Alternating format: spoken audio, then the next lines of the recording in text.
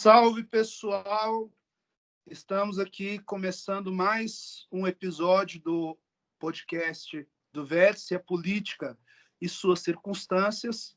De novo comigo, os meus camaradas André Valeriano, Francine Gaubier, e para falar a respeito do Oriente Médio, das questões geopolíticas relacionadas àqueles países, ao Brasil, a todos estes agentes, eu trouxe aqui, foi um prazer, é um prazer receber aqui o meu professor Davi Magalhães. Vocês devem conhecê-lo do Estado da Arte, da FAAP e de tantas participações que ele faz, sempre esclarecendo estes pontos da ruidosa geopolítica. Professor, em primeiro lugar, é uma honra, né? Então, ser presente aqui para os nossos espectadores, alguns telespectadores também, pois passa no YouTube. Enfim, a palavra é sua.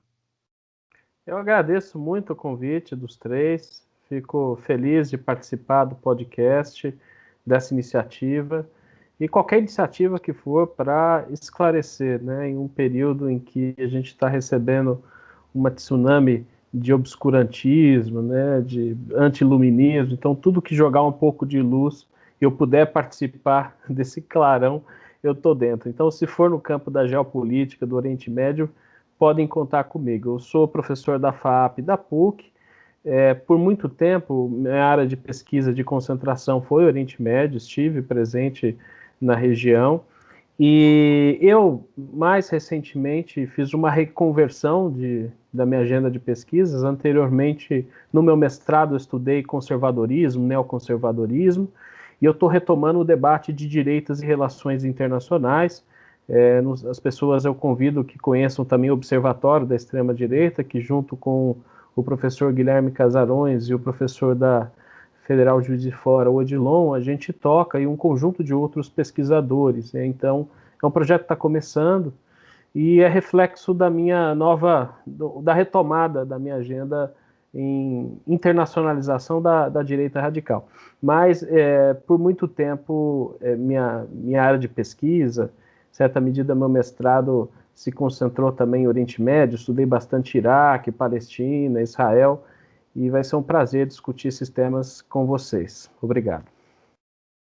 Bom, eu acho aqui que vai ser um papo aqui bem orgânico, como tem sido os nossos outros episódios, mas eu acho que dá para começar falando de casa, falando de como o nosso atual governo encara as relações com os países da região.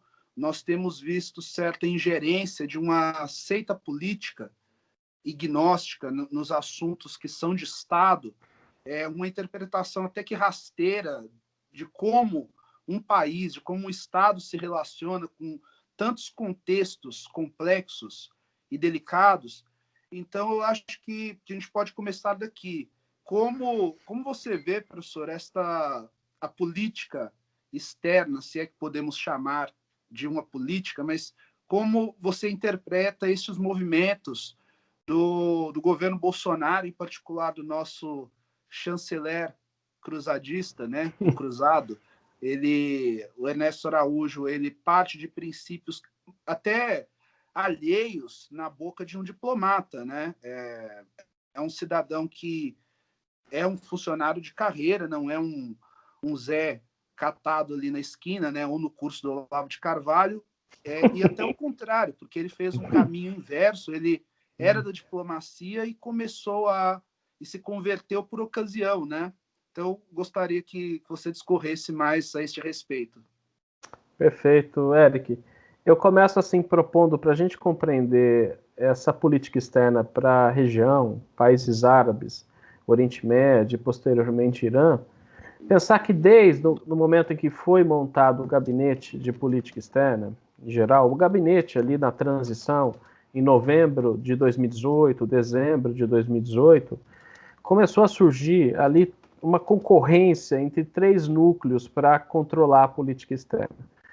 De um lado está o núcleo dos militares, né, o generalato, que traz consigo uma posição histórica de pragmatismo, de interesse nacional, pensando sempre Estado soberano, né? Então, é uma perspectiva, você que estudou relações internacionais vai saber muito bem dessa expressão westphaliana, centrado no Estado nacional e no interesse nacional. Isso vem dessa tradição de generais na política externa, se consolidou durante o regime militar, mas vamos pegar como o paradigma o Geisel, tá? Do pragmatismo ecumênico e responsável do Geisel. Interesses nacionais, ideologias de preferência devem ser afastadas de interesses, né? Nas relações internacionais, esse é o lema, né? Nas relações internacionais temos interesses e não amigos. Tá? Então, em geral, esse generalato começou a se posicionar à medida que eles começaram a tomar posições, né, avançadas no governo. Então, esse é o primeiro núcleo, que eu estou chamando aqui de núcleo pragmático. Ao lado desse núcleo, a gente tem a equipe econômica sendo formada, ali, né, fundamentalmente liderada pelo Guedes, e um núcleo, vamos chamar assim, liberal cosmopolita. Tá? Então, um núcleo que tinha algumas simpatias com a diplomacia do Temer, né, o CDE, abertura econômica, aumentar a competitividade do Brasil no cenário internacional.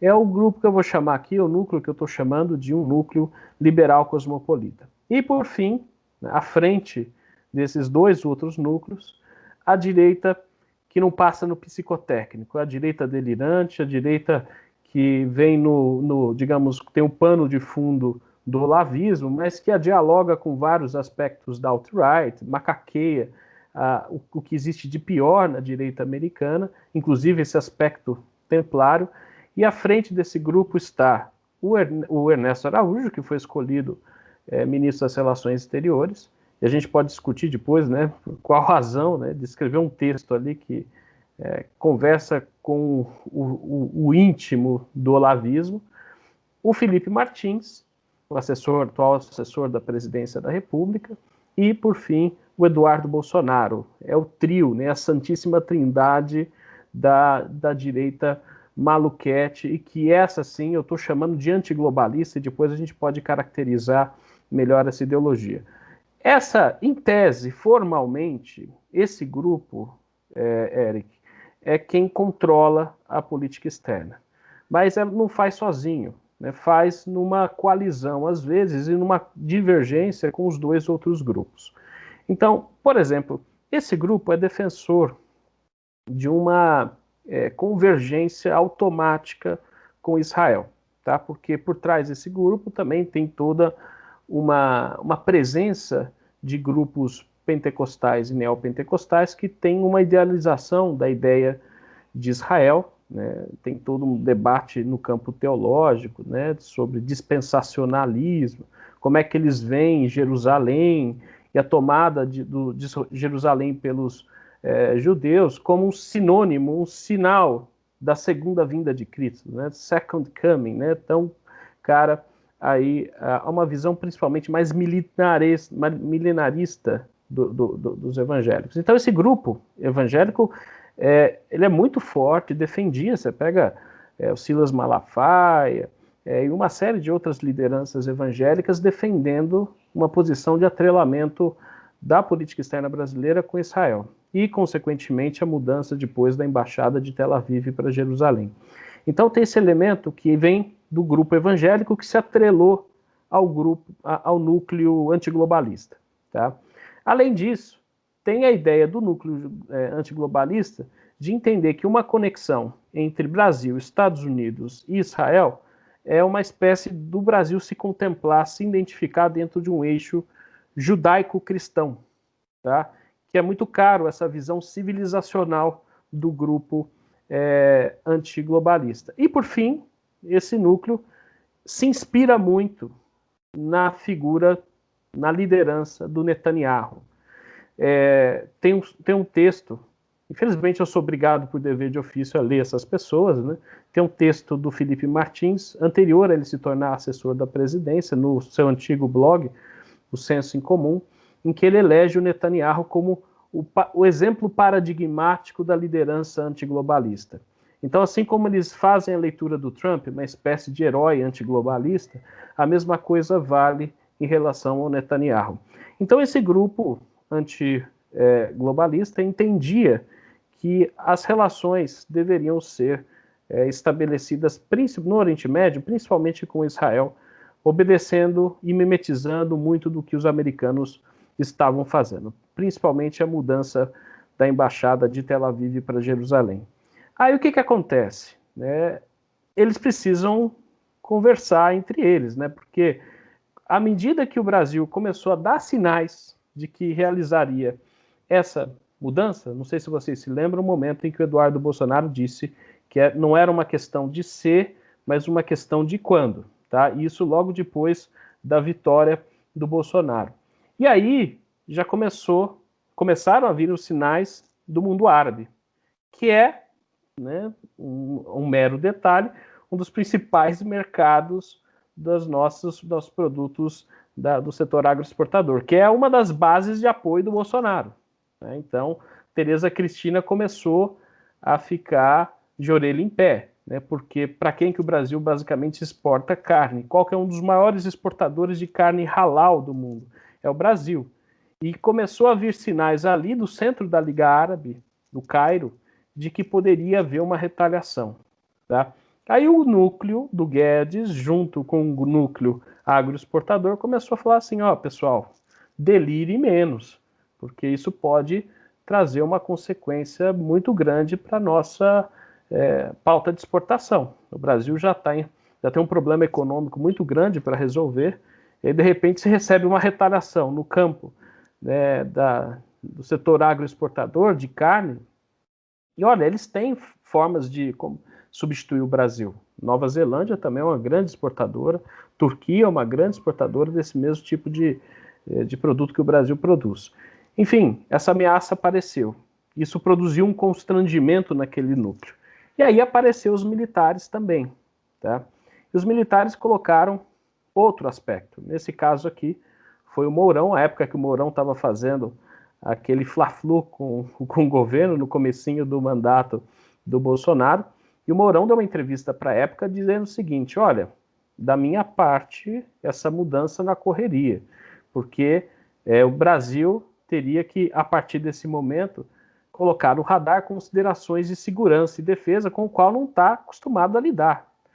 Então, é muito fácil para o Eduardo Bolsonaro defender essa mudança, sendo que ele quer a embaixada em Washington, ele não quer a embaixada em Tunis, ele não quer a embaixada em Beirute, em Damasco. A gente sabe que organizações terroristas costumam, com alguma frequência, explodir embaixadas. Então, o corpo diplomático brasileiro estava bastante preocupado com essa possibilidade de mudança de embaixada.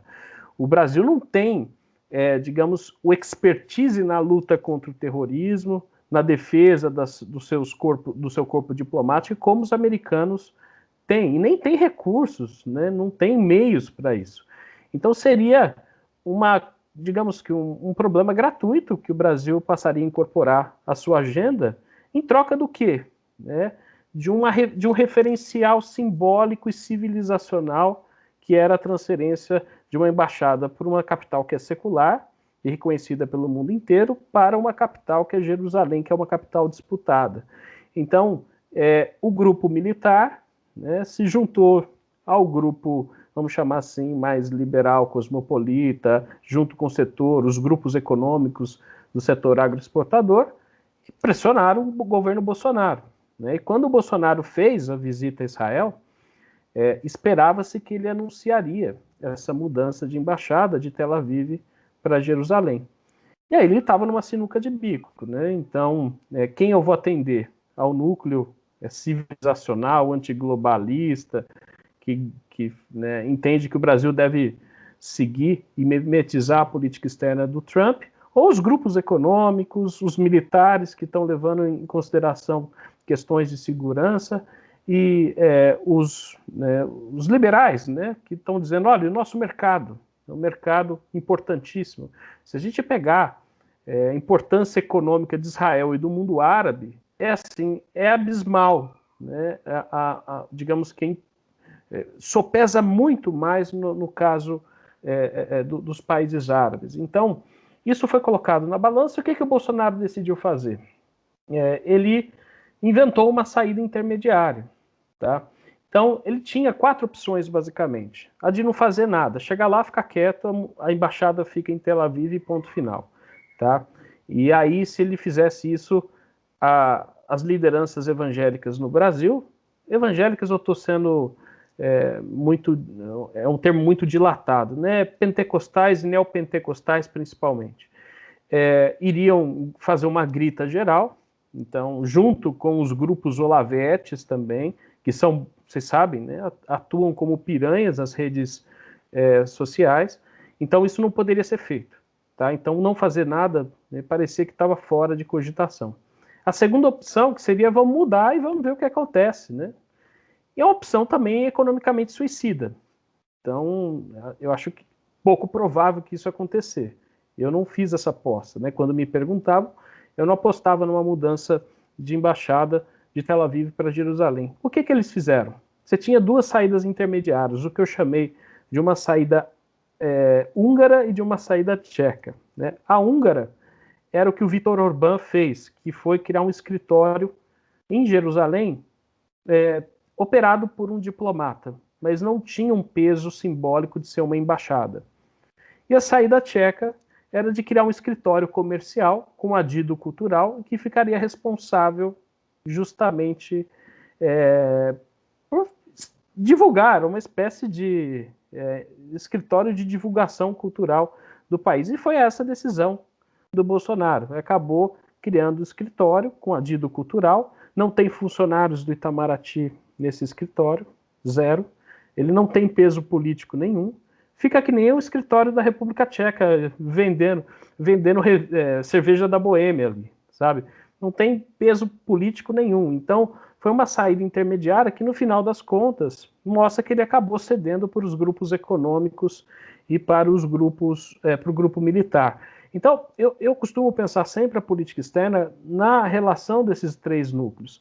Quando o tema não é caro para o núcleo econômico e militar, a agenda ideológica olavete acaba sendo presente.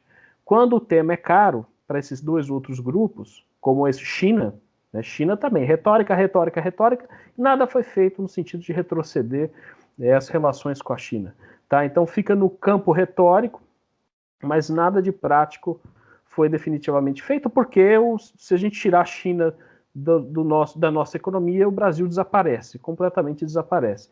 Então, quando os outros núcleos se sentem afetados nos seus interesses, nas suas próprias visões, aí o grupo ideológico ele se diminui. Tá? E isso é muito forte, por exemplo, em relação a essa mudança de embaixada de Tel Aviv para Jerusalém. Tá? Só para encerrar, né, a importância de Israel para essa política externa. Era natural, né, historicamente, que o Brasil fizesse sempre a visita primeira à Argentina. Isso é uma espécie de tradição da política externa brasileira. O Brasil escolheu primeiro Chile. Então, escolheu o Chile. Por quê? Tem todo aí um lastro do Guedes, a equipe do Guedes, com o Pinochet, essa correlação bizarra de autoritarismo político com o neoliberalismo econômico. Então, o Chile desempenha um papel importante no imaginário do grupo do Guedes. Tá? E, em geral, né, é de agrado geral dos 3 núcleos. Depois, Estados Unidos, que é a quintessência do que o Brasil deveria ser para o núcleo antiglobalista. E depois, para Israel. Então, esse desenho, Chile, Estados Unidos e Israel, acho que é importante para a gente pensar o que esse grupo pensa em termos de política externa. Tá? Um pinochetismo latino-americano, essa associação bizarra, insalubre, entre autoritarismo político e economia de mercado, a visão quintessencial do líder antiglobalista, que é o Trump, misturado com a visão do nexo da civilização judaico-cristã, liderado por outro líder populista, que é o Netanyahu. Tá? Eu acho que o itinerário da nossa política externa ficou bem simbolizado por esse eixo das 3 primeiras viagens. Desculpa a minha resposta bastante longa, é que eu precisava fazer essa introdução, porque boa parte da minha reflexão sobre política externa passa dessa relação desses três núcleos dentro da nossa política exterior.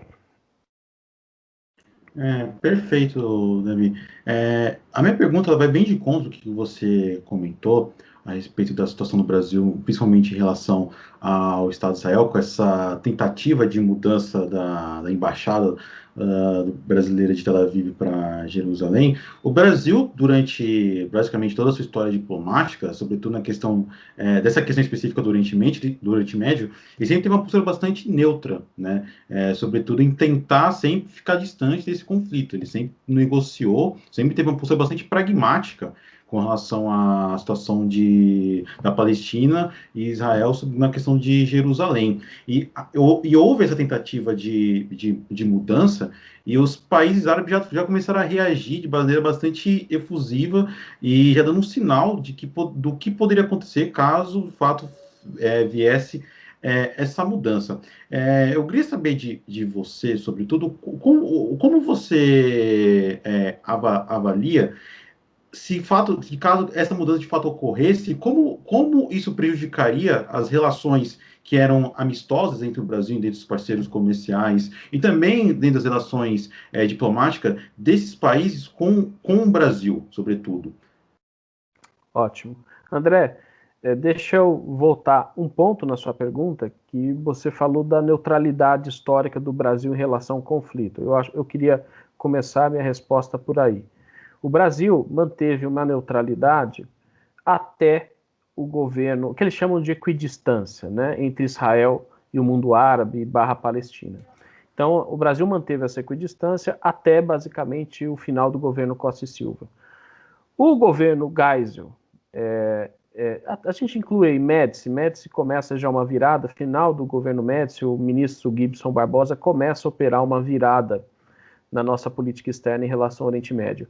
E essa virada só se entende através da chamada crise do petróleo de 73. A crise do petróleo de 73, ela foi produzida justamente após a guerra do Yom Kippur, né? Foi uma espécie de cartelização do petróleo dos países árabes para se vingar do Ocidente, porque o Ocidente teria dado apoio para Israel na guerra do Yom Kippur, que aconteceu em outubro de 73. Em 74, a crise estava instalada aqui no Brasil, nos Estados Unidos, no Ocidente inteiro, muito dependente do petróleo. O que o Geisel vai fazer, pragmaticamente? Bom, se a questão vital é o mundo árabe, a gente precisa se aproximar do mundo árabe. E para se aproximar do mundo árabe, naquele momento, a chave era criticar Israel. Né? E aí o Brasil, durante o governo Geisel, vai tomar diversas decisões do campo da política externa para criticar duramente Israel. Tem uma votação na ONU que acontece em 1975 que o governo brasileiro chega a classificar o sionismo, a ideologia nacionalista israelense, o sionismo como uma ideologia tão racista quanto a ideologia do apartheid. O Brasil se uniu com outros países do terceiro mundo, e principalmente países árabes, para, em 75, considerar o sionismo tão nocivo e tão racista quanto a ideologia do apartheid. E o Brasil reconheceu, na época, a OLP, Organização para a Libertação da Palestina, do senhor Yasser Arafat, como a representante legítima dos palestinos na ONU. E aí, olha só, o Brasil abriu um escritório em 76 da OLP no Brasil. À época, a OLP era considerada por muitos países como uma organização terrorista. Era uma organização que estava lutando uma guerra de libertação nacional, que utilizavam táticas de guerrilha e utilizavam táticas terroristas. E o Brasil abriu um escritório da OLP em Brasília.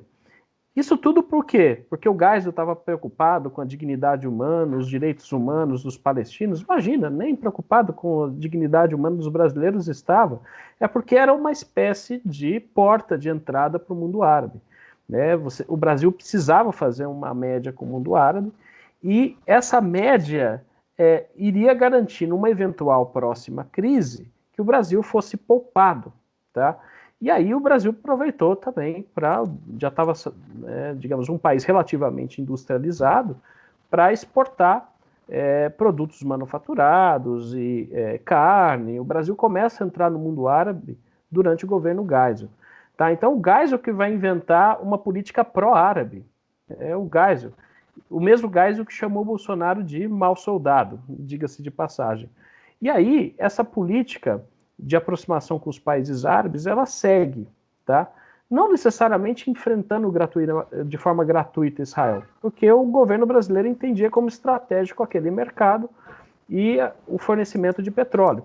Teve um momento, inclusive, desculpa o recuo histórico muito grande para chegar hoje, porque a gente precisa entender o nível da ruptura que está se processando, né? Então, para isso, eu acho que a história é um bom norte.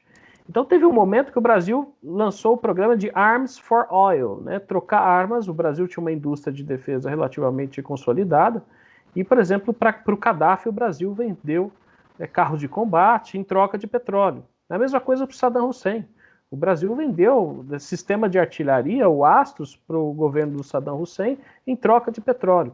Então, em relação à nossa dependência energética e buscando o mercado, o Brasil começou já no governo militar a se aproximar do mundo árabe. Mas eu quero destacar um ponto. Desde 67, governo Costa e Silva, que não pode ser acusado de petralha e nem de esquerdista, o Brasil reconhece a solução de 2 estados. Desde 67. Tá? Desde a Guerra dos 6 Dias, essa é a posição oficial do Brasil. Tá? Então, quando o Bolsonaro começa a flertar com a ideia de uma grande Israel, aniquilando completamente a possibilidade de um Estado palestino, na verdade ele não está negando o PT, ele está negando a própria tradição da política externa brasileira, que começa com o governo Costa e Silva, que ele exalta por os aspectos piores, e não por ter tocado uma política externa de caráter pragmático, como foi a política externa do Costa e Silva. Então, assim, aí, nos anos 90, a posição brasileira é uma posição com Collor de maior aproximação com Israel. O eixo, ele muda um pouquinho favoravelmente a Israel. O governo Fernando Henrique mantém-se a equidistância histórica pré-67, tá? É uma equidistância bastante importante do governo Fernando Henrique, e o Lula vai novamente, no âmbito das relações sul-sul, se aproximar mais dos países árabes. Agora, não tem nada na história da política externa brasileira que se possa comparar essa mudança de eixo, né, que foi processada recentemente, de um alinhamento automático com Israel. Não tem nada que não foi. O governo Collor, a gente não pode chegar nem próximo disso. Desde a nossa experiência com árabes e Israel é a partir do governo Dutra. Então, do governo Dutra 45 em diante, né, o Estado de Israel foi fundado em 48, 49 o governo Dutra vai reconhecer. Do Dutra para frente não tem nada parecido com o que se processou em termos de alteração na política externa brasileira em relação a esse conflito. E aí, respondendo efetivamente a sua pergunta com base no histórico, eu acredito de fato que isso poderia ter consequências muito graves para a economia brasileira se fosse processada essa mudança de capital, de embaixada, né? Porque ao você mudar a embaixada de Tel Aviv para Jerusalém, o recado que você está passando para o mundo árabe era justamente de que os donos de Jerusalém, né, a Jerusalém única e indivisível, pertence aos israelenses, e que não é, na verdade, uma cidade disputada, como toda a comunidade internacional reconhece Jerusalém como uma capital disputada. Então, eu entendo que haveria uma retaliação, sim, essa é uma possibilidade concreta. Uma coisa, veja só, é o Oriente Médio retaliar Estados Unidos. Os Estados Unidos têm poder estrutural para o Oriente Médio, o mundo árabe, ser dependente dos Estados Unidos, né? Essa é uma das coisas mais bizarras da mímese que a gente faz do trumpismo, porque a China é, em muito sentido, dependente dos Estados Unidos. Então, os Estados Unidos pode barganhar de igual para igual.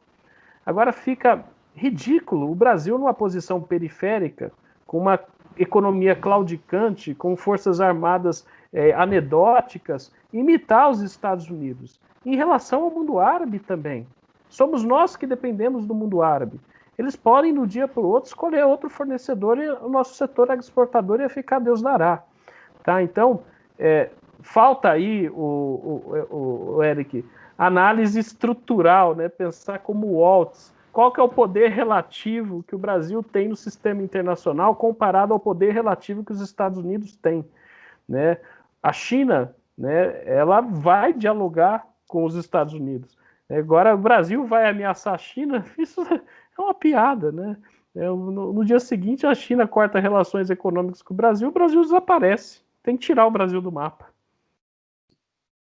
Eu queria sair um pouquinho aqui do Brasil e queria que a gente falasse um pouco sobre o conflito Israel-Palestina, então. Mais propriamente, eu queria entender sobre essa situação dos assentamentos judaicos em território palestino, principalmente ali da região da Cisjordânia. Perfeito.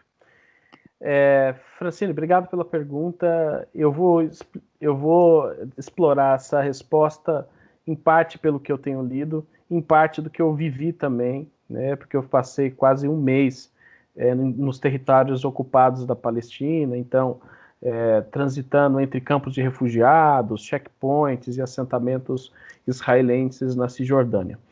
Então, quando começam, né, os assentamentos na região da Cisjordânia? Em 1967, tem uma Guerra dos 6 Dias, e depois da Guerra dos 6 Dias, Israel toma toda a Cisjordânia. Tá?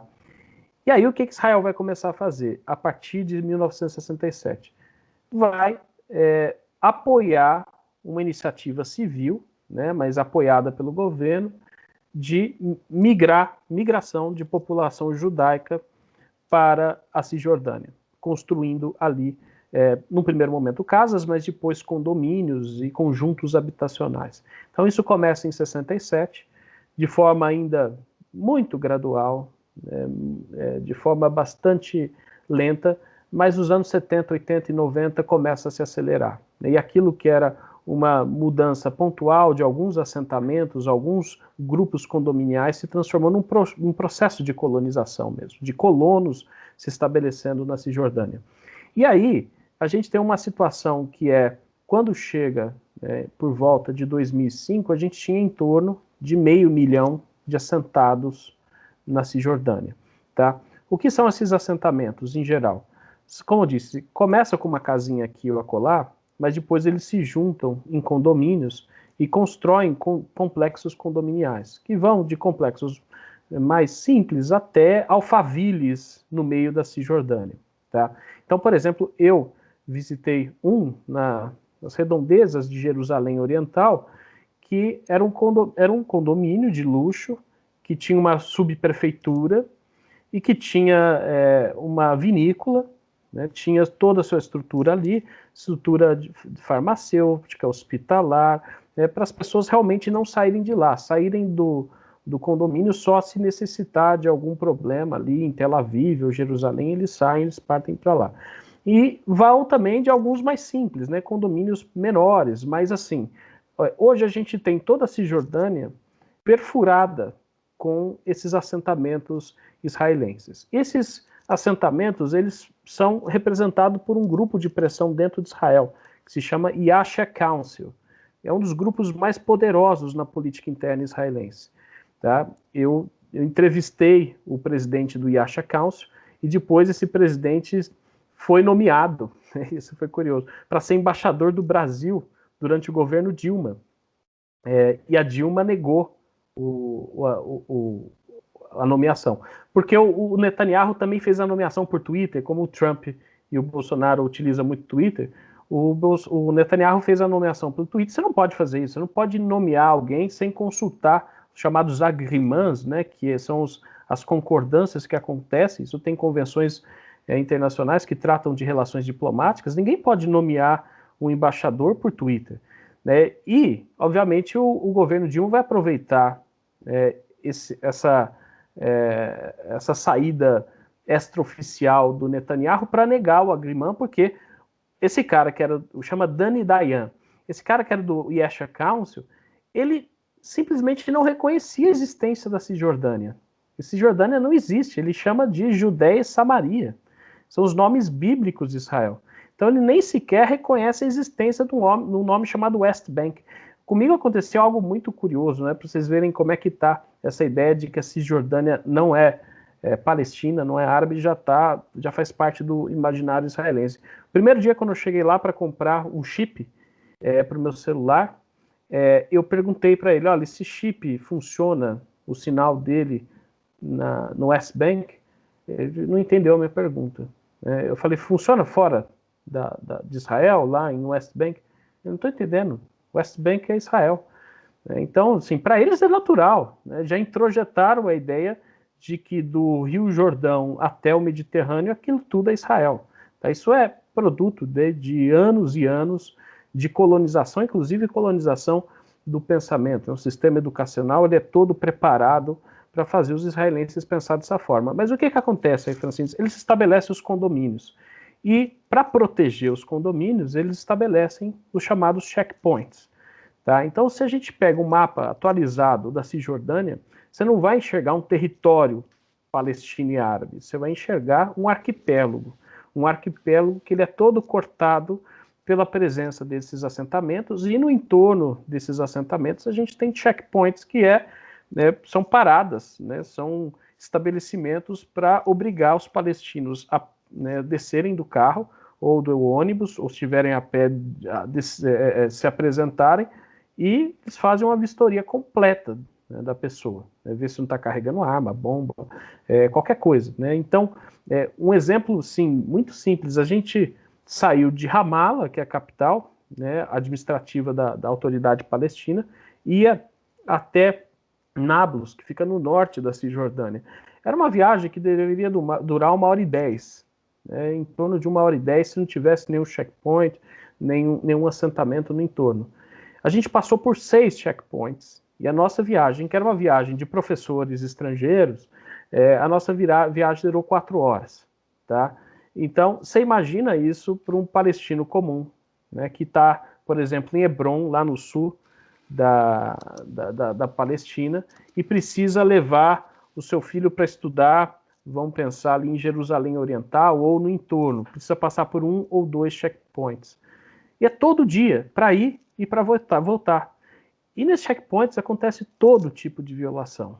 Tá? Então a gente tem 50 anos de uma ocupação completamente brutal e de um processo de colonização que vai matando em doses homeopáticas a possibilidade de 2 estados.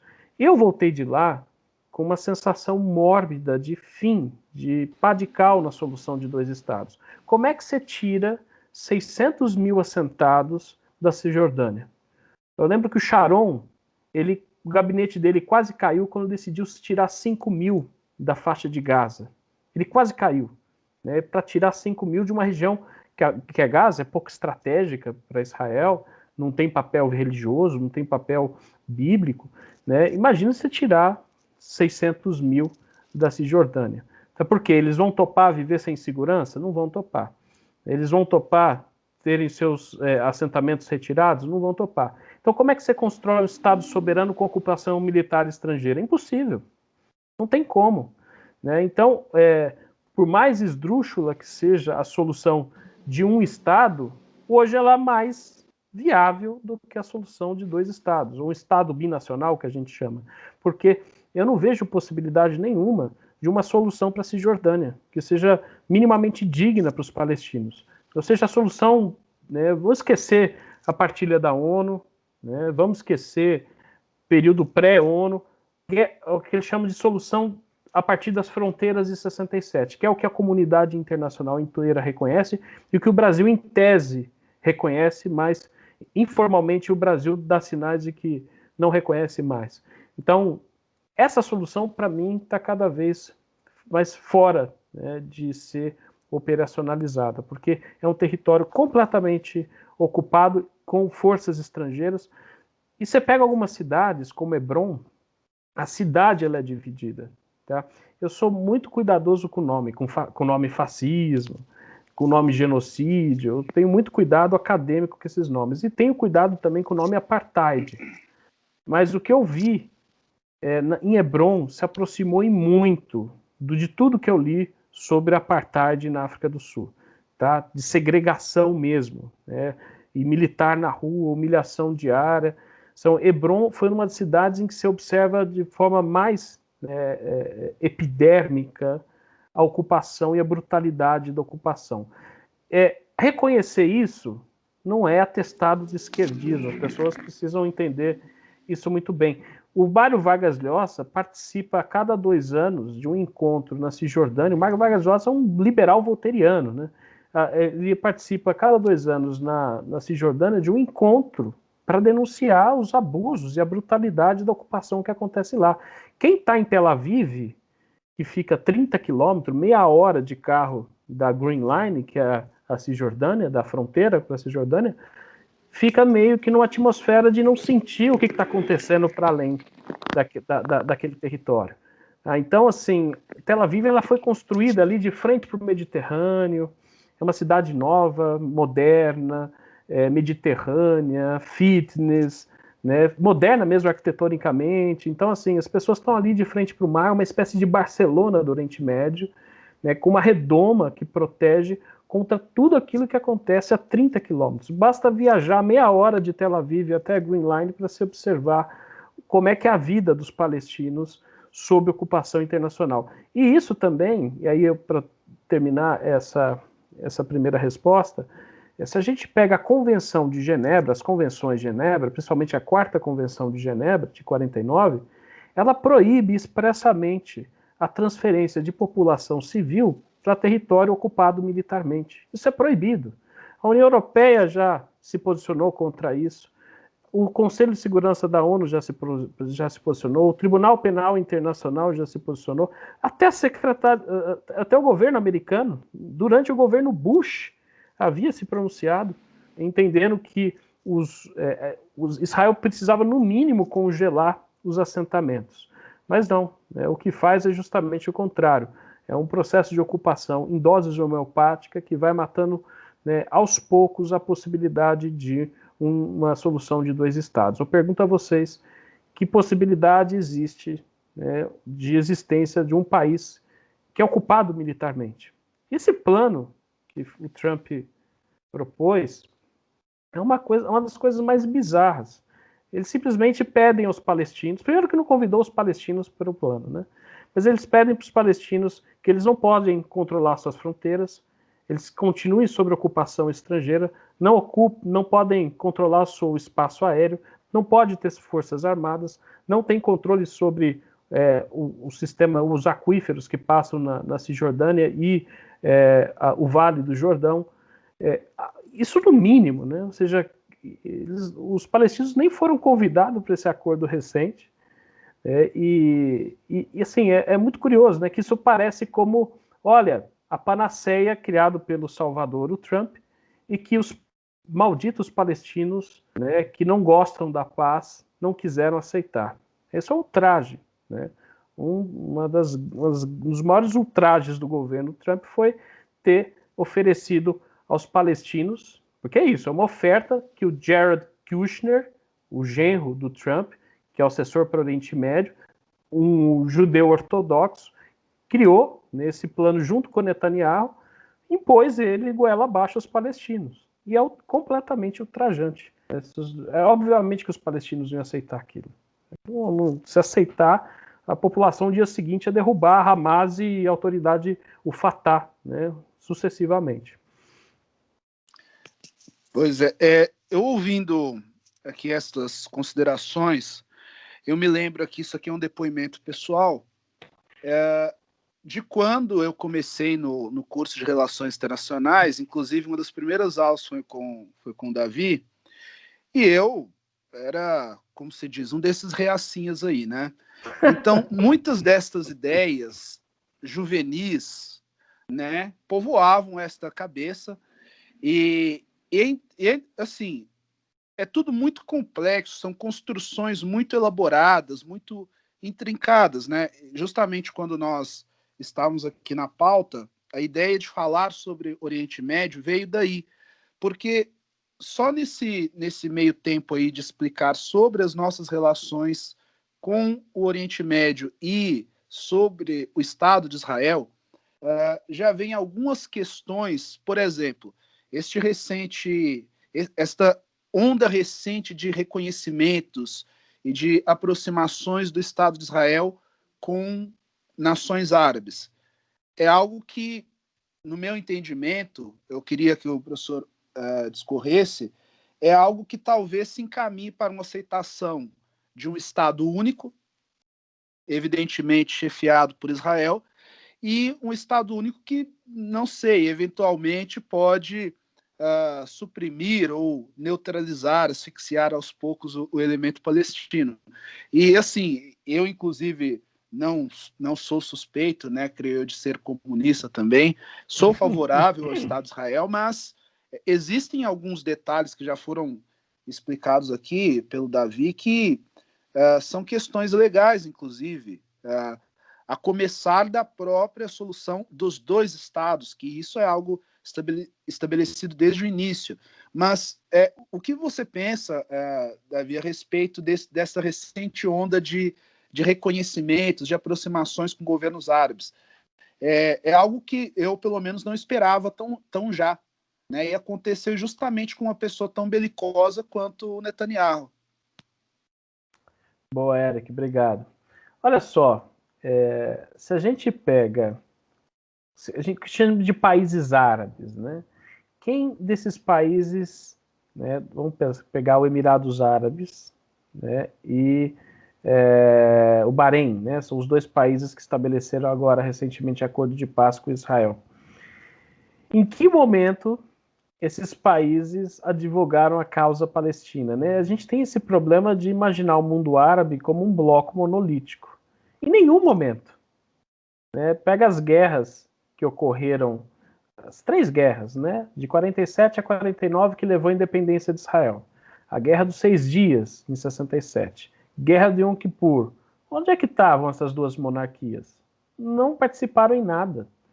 Então, assim, elas mantinham uma posição de afastamento formal com Israel por uma recomendação da Liga Árabe.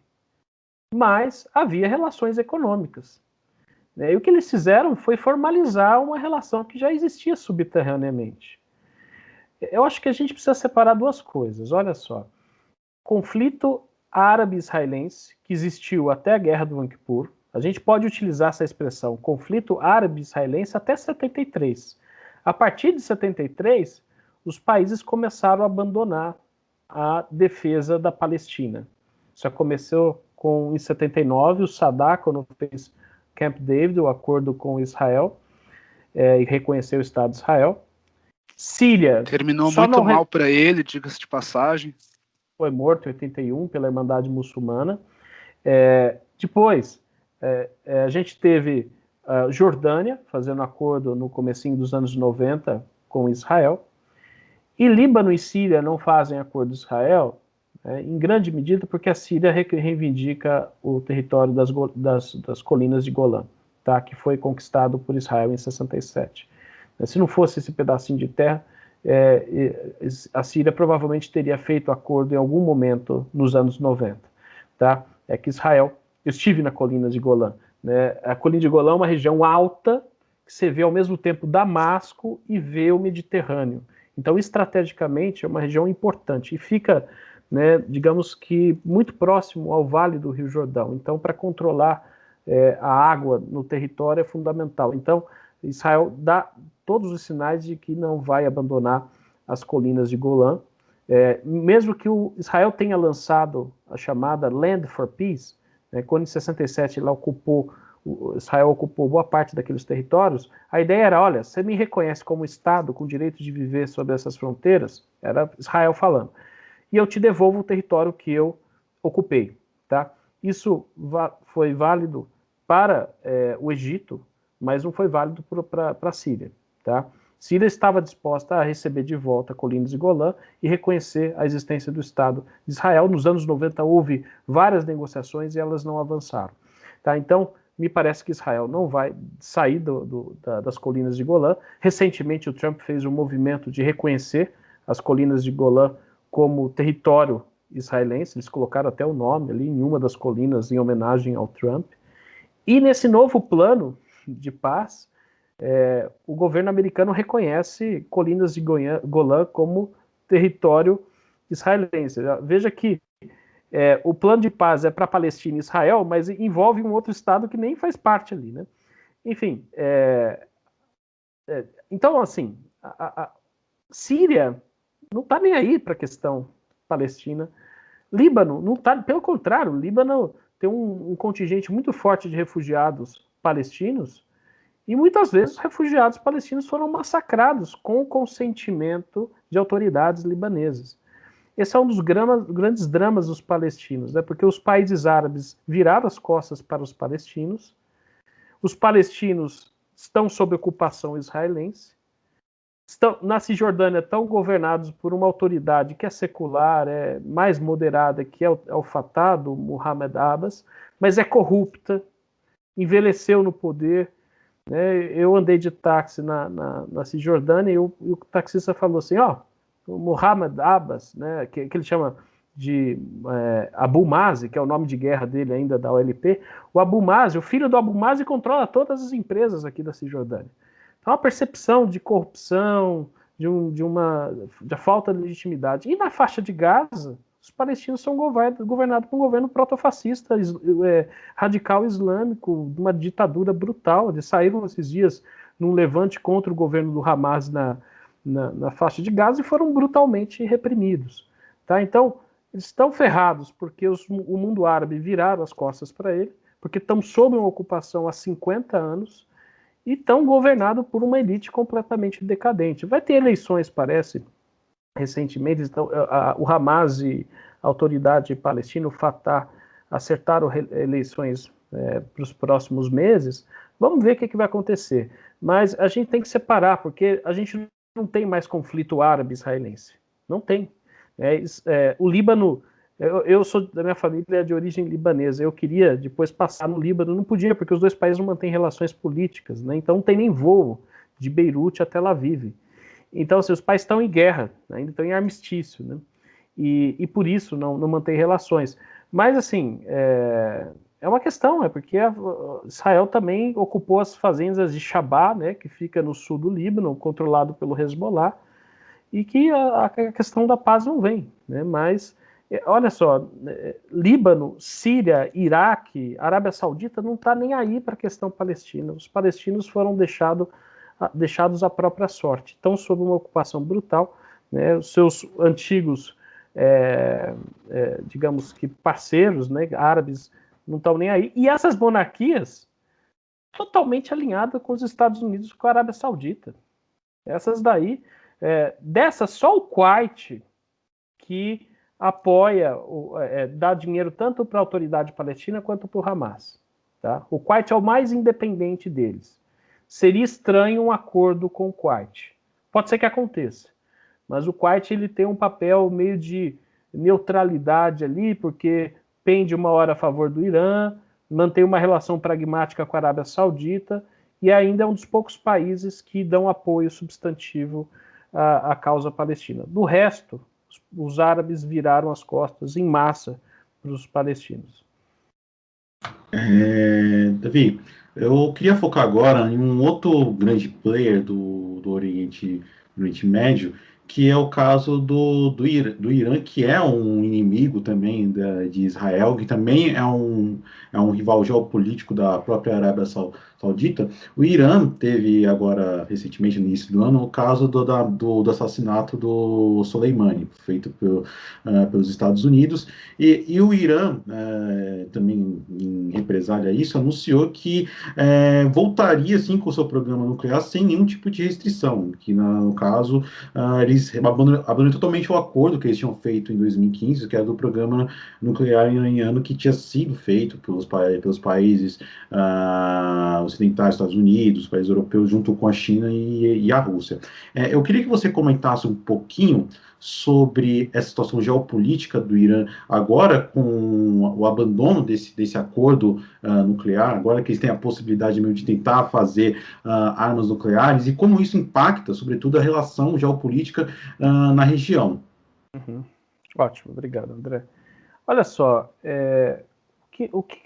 o acordo que foi construído em 2015 foi uma proeza diplomática. porque o Irã ele tem o programa nuclear iraniano, a vontade, o papel que o Irã tenta desenvolver, e o programa nuclear é um importante instrumento da política externa iraniana, é um tópico estratégico, né? Ele é um elemento fundamental na agenda de política externa iraniana. Então, o fato deles o Irã tem aceitado diminuir de 20 mil para 300 gramas o número de urânio enriquecido, de centrífugas, e assim, se a gente pega o número, não sei se vocês sabem, né, a porcentagem de enriquecimento de urânio.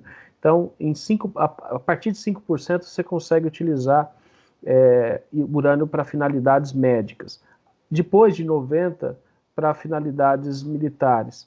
O que eles estabeleceram é que o Irã ia enriquecer urânio até 3,86%, né, que é abaixo da possibilidade de utilização, né, para fins medicinais. Então, assim, tudo isso para aliviar as sanções do Irã. O Irã estava, sua principal fonte de receita é o petróleo, então estava sancionado e isso deu um alívio, tá? Então o Irã estava começando a se recuperar economicamente, estava seguindo na linha com o seu programa, né?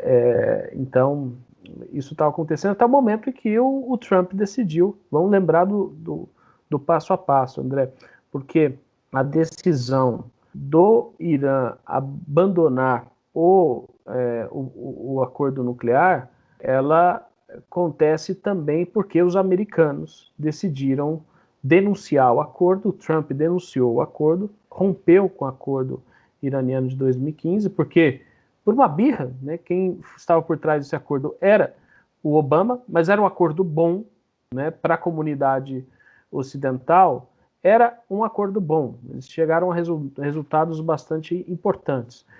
E o Trump decidiu denunciar esse acordo, porque o acordo, não sei exatamente o que ele via de pejorativo, né, nesse acordo. Ele queria ainda um rebaixamento ainda maior, no caso do Irã.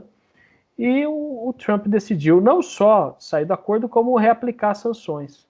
Então, para vocês terem uma ideia, as receitas do Irã saíram de 3 milhões de dólares de exportação para $500 milhão depois das sanções.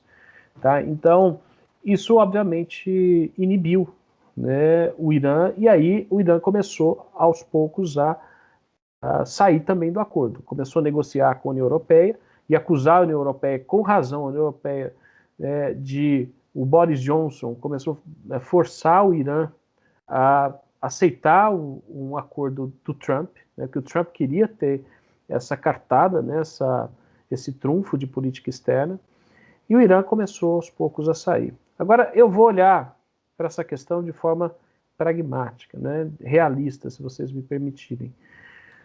A Líbia tinha um programa nuclear nos anos 80, e a Líbia era... O Gaddafi era a figura, o cão louco do Oriente Médio, né, do norte da África. Assim que geralmente o Reagan costumava chamar o Gaddafi. Nos anos 90 começou a aproximação da Líbia com os países ocidentais. Os países ocidentais toparam da ajuda econômica, diversos acordos de cooperação com a Líbia, se a Líbia renunciasse ao seu programa nuclear. Renunciou, tá? Renunciou, de repente o filho do Gaddafi estava fazendo relações, olha só, não sei se você sabe disso, Eric, o filho do Gaddafi fez mestrado em relações internacionais na London School e escreveu uma dissertação de mestrado sobre regimes internacionais. Você imagina um açougueiro do cacife do Gaddafi, né, o cara defendendo regimes internacionais na London School. Inclusive, a London School fez uma coisa bastante bizarra, né? Depois o pessoal denunciou. A London School se aproximou do governo do Gaddafi, se aproximou propondo reformas, etc. E aí o Gaddafi começou a ficar com uma cara amiga ocidental, etc. Mas renunciou às suas armas nucleares. O que aconteceu com o Gaddafi? Veio ali a Primavera Árabe, o seu governo começou a sofrer, né, uma pressão popular muito forte. E aí, de repente, o Ocidente vai participar daquela resolução da ONU para interferir e derrubar o Gaddafi, né? Não sei se você se lembra, a responsabilidade de proteger Eles fazem uma zona de exclusão aérea e possibilita que a população derrube e linche. O Gaddafi é morto linchado na rua. E aí você pega o caso do Iraque. O Iraque também vai renunciar ao seu programa nuclear, né? Isso acontece nos anos 90 também. Parte das suas instalações chegaram a ser bombardeadas por Israel, etc. Mas o Iraque também renunciou ao seu programa nuclear. O que aconteceu em 2003 foi invadido. Ela pergunta se a Coreia do Norte, tendo o exemplo da Líbia e tendo o exemplo do Iraque, né, de países que foram facilmente violados na soberania, eles vão abdicar das suas armas nucleares. A Coreia do Norte não vai abdicar, e eu acredito que o Irã também não vai abdicar, porque Israel detém armas nucleares e ninguém enche as paciências de Israel. Pelo contrário, Israel atua como Estado pária do direito internacional e ele é agraciado com uma arma, né, atômica, muito provavelmente vinda da conexão que mantinha com o governo francês. Deve ser, alguns historiadores colocam como tecnologia fornecida pela França, pré-de Gaulle, e o Irã não vai abdicar do seu programa nuclear, tá? E autores realistas, que não tem nada de esquerdistas, né, como Waltz, né, escreveu um artigo para Foreign Affairs, né, escrito assim, né, por que o Irã deve ter a bomba? Né, porque isso criaria um equilíbrio regional. Eu não estou defendendo aqui a bomba iraniana, não é isso, não sou um Enéas do Irã, do Ayatollah, não é isso. Eu estou tentando entender a posição do governo iraniano de fragilidade geopolítica e de não abdicação do seu programa nuclear. Por isso que eu acho que o acordo de 2015 conseguiu limitar, né, bastante a capacidade de enriquecimento, de estoque de urânio, de controle de centrífugas, né, e sair desse acordo foi bastante complicado, porque isso vai justamente reanimar a política nuclear iraniana. Mas assim, é assim que acontece, né? O Bush vai fazer a guerra contra o Iraque era o principal inimigo do Irã. O Irã e o Iraque lutaram uma guerra sanguinária nos anos 80, não sei se vocês se lembram, a guerra Irã-Iraque foi a guerra que mais matou na periferia, 1 milhão de mortos, carnificina. O Irã sempre percebeu o Iraque como ameaça. Aí, de repente, os Estados Unidos fazem uma guerra contra o Iraque, destrói o Estado iraquiano. Quem é que saiu ganhando com tudo isso? O Irã. O Irã que vai projetar poder. O sul do Iraque é todo xiita. Ele vai projetar poder naquela região. Tá? Hoje, a própria Irã mesmo tem influência sobre o Iraque, né, na política iraquiana. Total, total. Então, Saddam Hussein, novamente, eu sou a pessoa que tem o ódio visceral, um outro açougueiro, não tem simpatia nenhuma, né, pelo Saddam Hussein. Saddam Hussein deportou em massa xiitas do sul do Iraque, utilizou armas químicas contra cidades inteiras de curdos no norte do Iraque. Então, é uma figura execrável sobre todos os aspectos. Dito tudo isso, do ponto de vista pragmático para a política externa americana, era importante ter o Saddam Hussein lá, porque ele era um contraponto à projeção iraniana. Agora, você transformou o Iraque num Estado falido, né? Parte dele passou a ser controlada, agora não mais, né, pelo Estado Islâmico, e a outra parte passou a ser área de influência iraniana. Foi um dos maiores tiros no pé na política externa americana para o Oriente Médio, foi ter destruído o Estado iraquiano. Era para ser, na visão dos neoconservadores, essa foi uma pesquisa de mestrado, né? Era para ser uma vitrine democrática para o Oriente Médio, né, para spillovers democráticos, e na verdade virou um Estado falido, né? Parte abocanhado pelo Estado Islâmico, um dos braços da Al-Qaeda, e outra parte dominado completamente pelo Irã. E o Irã ficou feliz da vida, né? Porque o projeto do Irã para o Oriente Médio é o que um autor, né, persa, né, que dá aula nos Estados Unidos, em Princeton, se eu não me engano, que é o Vali Nasser, tem um livro chamado The Shia Revival, né, que discute a projeção iraniana no Oriente Médio. E essa projeção foi muito facilitada com o fato dos Estados Unidos terem destruído o Estado do Iraque. Tá? Encerro só dando uma dica. Não dá hoje para entender o Oriente Médio sem entender que as duas principais forças antagonistas são dois países islâmicos, né? Essa cabeça civilizacional dessa pessoa tosco, né? Que, por exemplo, que pensa... O Olavo de Carvalho acha que tem um projeto único no Islã. Gente, isso é tão primário, é infantil, é pueril. Né? Se você pegar Hezbollah e Hamas, são projetos totalmente diferentes. E se a gente pegar o que está acontecendo no Oriente Médio hoje, que é um projeto iraniano e um projeto saudita, os dois islâmicos, se confrontando em projetos de poder completamente distintos, nega a ideia de um mundo islâmico. Esse negócio de mundo islâmico é uma ficção que cabe na cabeça de alguns miolos moles ocidentais e que não entende como é dividido, né, em termos de movimentos, projetos políticos, identidade religiosa. Você colocar tudo no mesmo blocão, assim, ó, é o califado islâmico, né? Como se o Irã tivesse preocupado com o califado islâmico. Né? O Irã pensa Estado Nacional, não tem nada de califado, né? Enfim, essa é uma tosquice que a gente escuta, né, com muita frequência nesse grupo Olavete, né? O Felipe Martins fica reproduzindo o Olavo de Carvalho. São duas frentes do globalismo. Uma frente ocidental, do George Soros, com as fundações, blá, blá, blá, e aí que quer impor um governo progressista, as identidades conservadoras. A segunda frente que é, olha isso, sino-russa, como se o Putin e o Xi Jinping tivessem o mesmo projeto em termos geopolíticos. Então mistura tudo aquilo, é uma frente sino-russa, e a outra é uma frente islâmica que quer construir um califado internacional. Gente, o meu filho de 4 anos não consegue ser tão simplista, o Otto, não consegue ser tão simplista na forma como vê a política internacional.